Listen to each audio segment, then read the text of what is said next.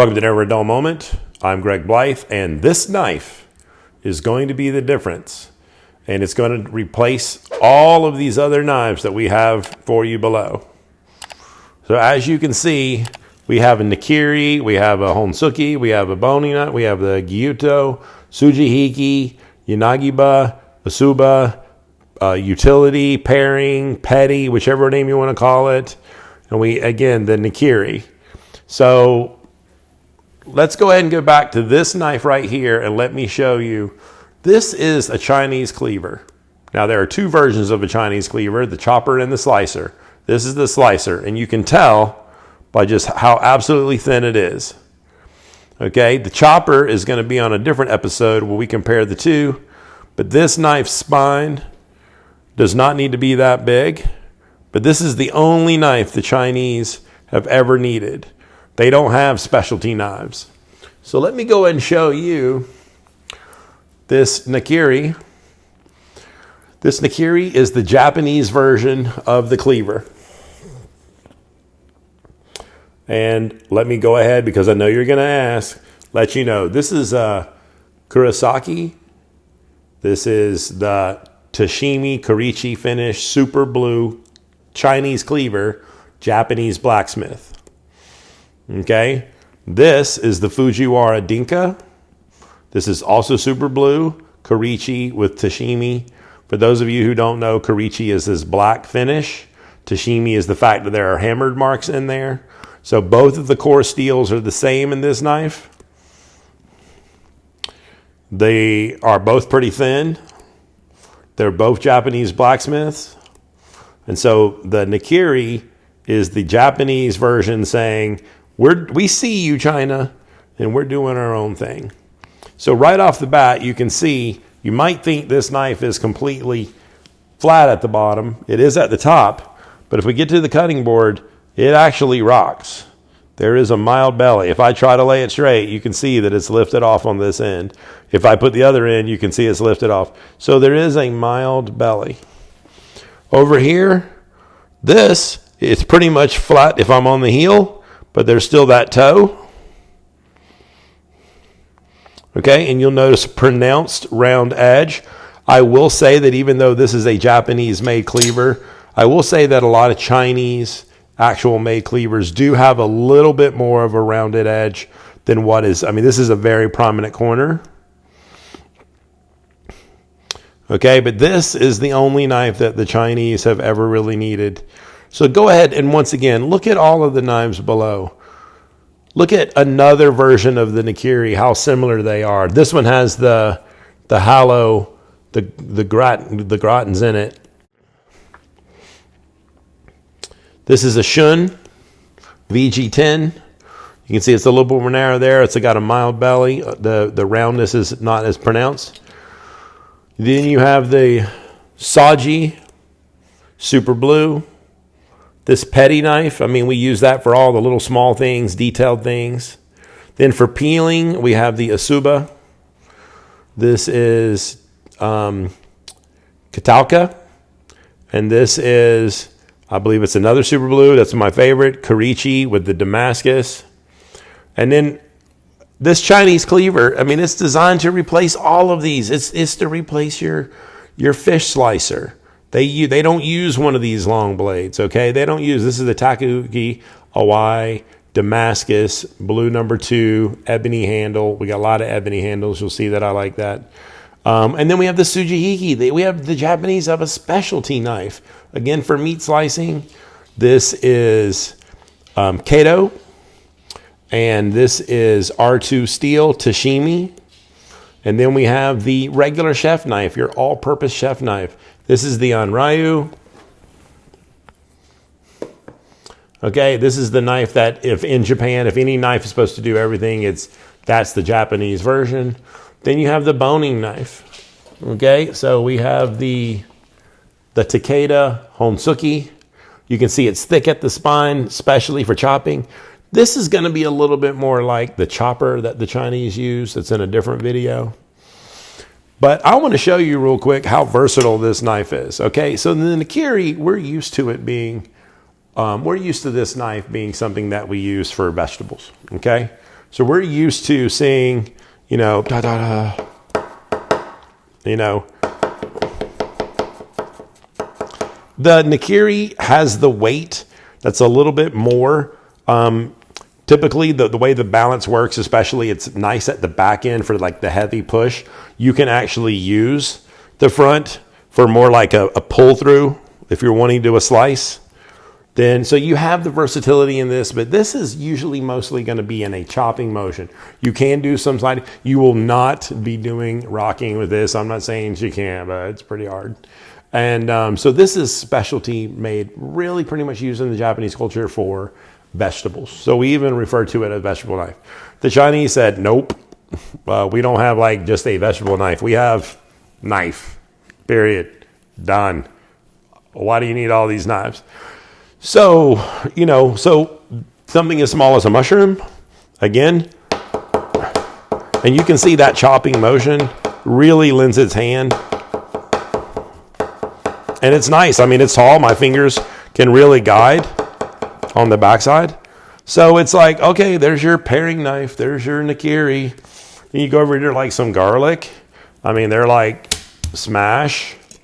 I mean, it's a fine piece of garlic. I don't know what you use if you're using your chef knife. I don't know if you're using, you know, a paring knife for this. But, you know, if you wanted to do your slices, you could do your slices. And we've got very fine slices. And then you could mince. You could have your minced garlic.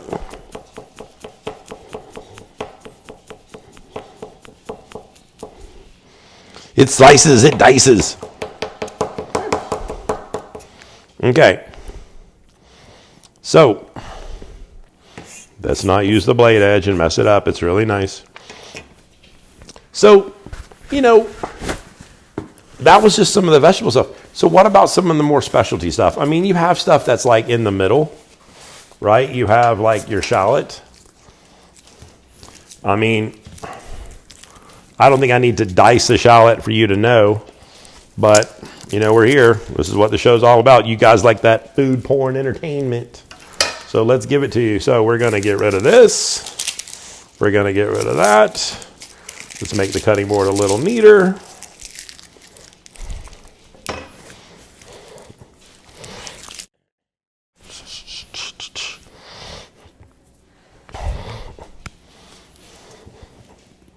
I mean, in a way, it is kind of cool that they have like that one. So let's just put that right there. Build that away. Now, if you're looking at this cutting board and you want to ask me who this is by, this is the Asahi cutting board. And if you look to where the chicken is over here, this is the Hasegawa. You can see there's considerable texture on that to help food from like not slipping.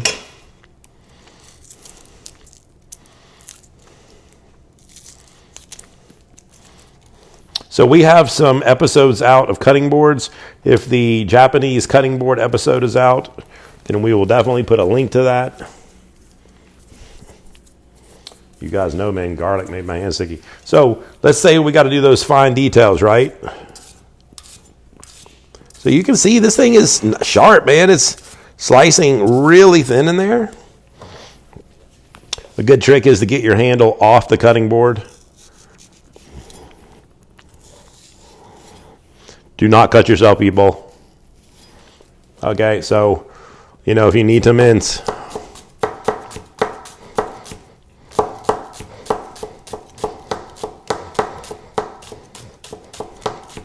So obviously, I mean, we don't need a specialty knife for that. They're just nice to have. Okay? So, some of you are familiar with the Asuba. So the Asuba is the peeling knife. Again, a specialty knife. Now listen, when I say specialty knives, that means that they're designed in a way specifically to be a little bit better. China's like, nope. Like, we're just going to learn. You know, I mean, we all know that it's nice to use something that is especially made for that.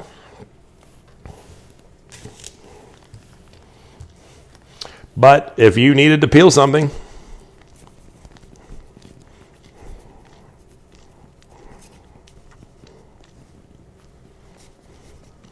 I need to work on this.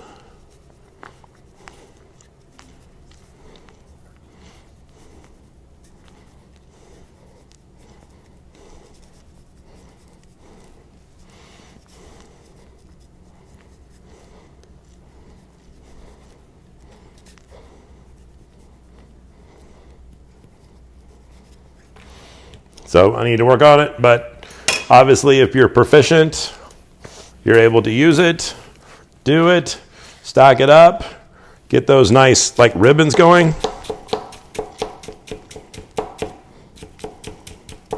Now, I will say that this knife lends its hands to this. I'm like push chopping, push cutting. You could also kind of do a backwards if that's what, or straight down. And if you haven't seen the video on the cutting boards, these cutting boards are not necessarily, I mean, they're okay chop friendly. They definitely lend themselves to more of like, let's say, a slice. And if you needed to slice, you know, you've got that end that'll allow you to do it. Don't lose your fingers, Greg. Don't lose your fingers. It's not good to bleed on television. Okay, so we've got our ribbon. So if you needed to make amazing Chinese food, you could do it with this one knife. But for my final trick, let's go ahead and move this out of the way. Give you guys some visuals here. All right, so the Chinese, they just do it differently. They even cut up a chicken different. Let me go ahead and bring this pan over here and get this ready. Okay, so there's a chef whose name I don't remember at this moment. If I find a link to the video, I'll put it. I know I can find it. He's a very famous chef. He's been a chef for a very long time. He does this whole breaking down a chicken in like 18 seconds. I have done it pretty fast. I am not practiced, so my goal is just to show you kind of like the Chinese method of breaking down a chicken. But again, I'm only using the cleaver. So this cleaver is their gold. So if you've ever seen this guy, he does 3 cuts initially. He goes right down the middle and he goes 1, 2. He flips the bird over. He goes down the middle 3. He flips it back. He comes in to get in here.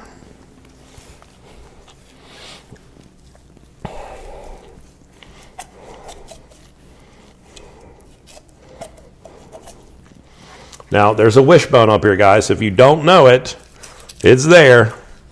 And you got to get behind it. And so you can see I'm already on the backside of this bird.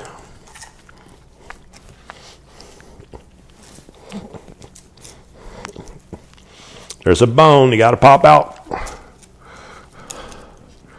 And we're behind it. And of course, if you're him, you know right where that is. So that is an entire half of a chicken done with a Chinese cleaver. Maybe one day I'll be able to do that as fast as he is. So he has a method that I don't know. It's for the other side. I have to turn it around. Maybe he's ambidextrous or something. I don't know. So I'm going to do it from this side, upside down to you. I'm going to get, in here. So let's go ahead and get that out of the way. Let's get the meat off the bone.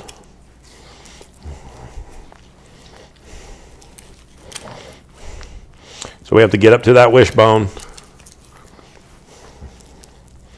Get around it. Okay. So there's that whole breast has been removed. Okay.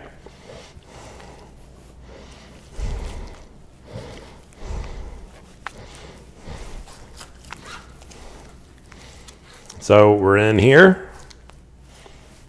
There's all the fat there. So we've got there's a bone on the inside that we have to turn inside out.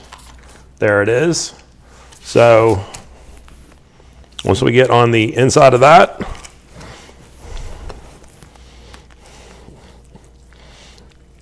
okay, I don't want to mess it up. I just did a pretty job. What did I just do? Okay, hold on. I'm going to get it. There you go. So I have an entire other half of the bird. intact. That would be the Chinese method. And again, if I just practice that over and over and over again, I'll be like amazing. So, with, you know, again, they don't think twice.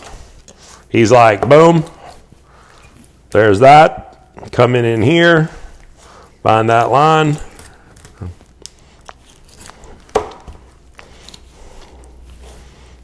We got chicken going on the grill. We got chicken. We got that wing in here somewhere. And then cut the breast in like half.